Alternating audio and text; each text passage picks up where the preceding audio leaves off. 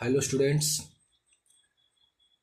आज की इस वीडियो में हम इक्वेशन ऑफ मोशन के बारे में पढ़ने वाले हैं। ठीक है, तो इक्वेशन ऑफ मोशन जो है वो इसमें हम लोग तीन इक्वेशन के बारे में पढ़ते हैं।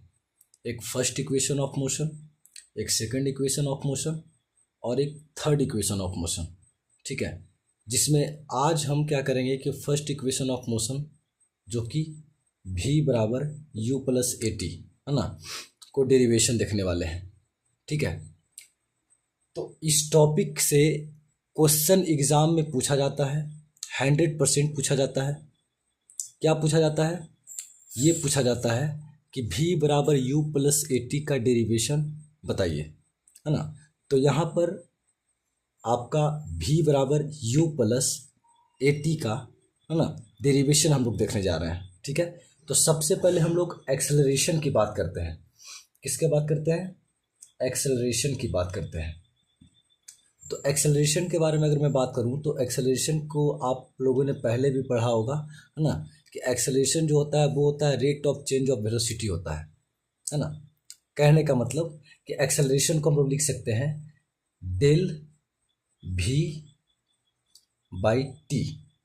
ठीक है, अब यहाँ पे डेल v जो हो गया, ये डेल v का मतलब हो गया चेंज इन वेलोसिटी, है ना। क्या हो गया? डेल v का मतलब हो गया चेंज इन वेलोसिटी। तो ये चेंज इन वेलोसिटी जो है, इसका मतलब क्या है? चेंज इन वेलोसिटी का कहने का मतलब क्या हुआ? तो चेंज इन वेलोसिटी, इसका कहने का मतलब ये हुआ कि हम लोग एक्सेलरेशन, है ना, चेंज इन वेलोसिटी का मतलब हुआ कि फाइनल वेलोसिटी, सॉरी,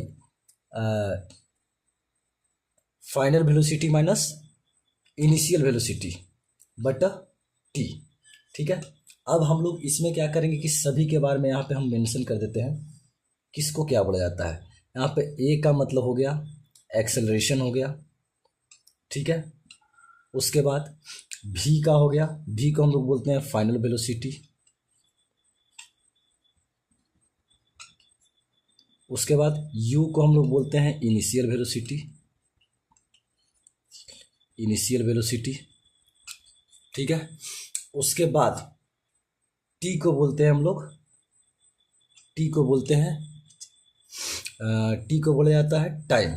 ठीक है, तो ये हो गया आपका, यहाँ पे जो भी लिखा हुआ है ए बराबर v minus you by A T, है ना। तो v का मतलब हो गया फाइनल वेलोसिटी, u का हो गया इनिशियल वेलोसिटी, है ना, और t का मतलब हो गया टाइम, और a का मतलब हो गया एक्सेलरेशन।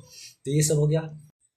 ठीक है, अब देखिए, अब यहाँ पे जो ये t हुआ, है ना, इस t को हम इधर लेकर के चले आते हैं। ठीक है, जब इस t को मैं इधर लेकर के चले आऊँगा, ठीक है, तब क्या हो जाएगा आपका फॉर्मूला? तब हो जाएगा v minus U equal to A T. ठीक है, जब इस t को जब मैं इधर लेकर के आऊँगा, है ना, तो ये v माइनस यू तो है ही, है ना, और जब ये t इधर आ जाएगा तो हो जाएगा प्लस में, ये t हो गया। ठीक है, अब देखिए, अब क्या करेंगे? तो यहाँ पर मान के चलिए, जैसे देखिए अब यहाँ पे माइनस यू है ना।